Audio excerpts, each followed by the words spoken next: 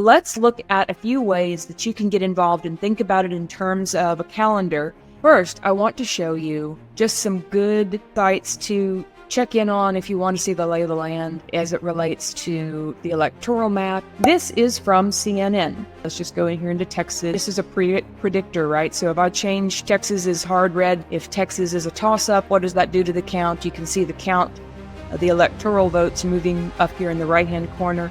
And it's just an interesting little dynamic. Another one to look at is New York Times. This is from 2020, but you can see how they have gone through and mapped every single county and what those vote tallies were and what the percentages were and what the margin was. It's pretty fascinating. Another site that I use a lot just to kind of keep up is Real Clear Politics. And Real Clear Politics gives you the basics of all of the pollsters.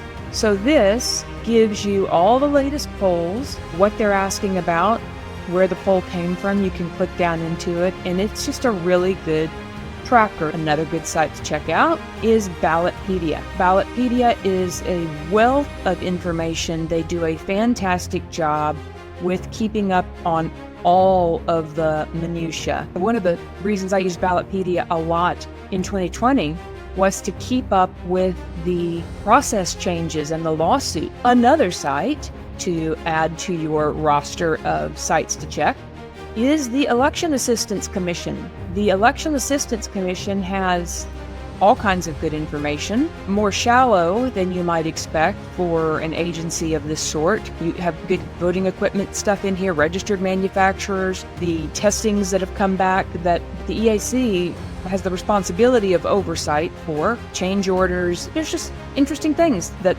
EAC collects, and it may lead you to ask some additional questions about what's going on in your own county.